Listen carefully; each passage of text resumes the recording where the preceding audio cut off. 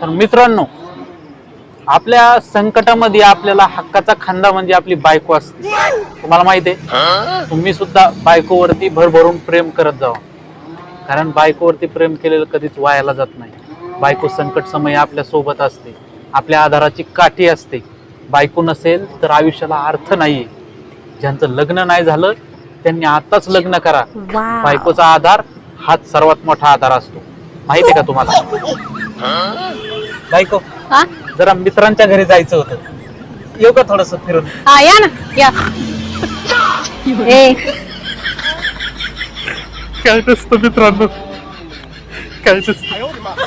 घरात शांती टिकून जर ठेवायची असेल ना तर बायकोला प्रेमाने बोलायला शिका. काही नाही, घरातली शांती टिकून राहिली तर तुमच्या चेहऱ्यावर हसू राहणार आहे.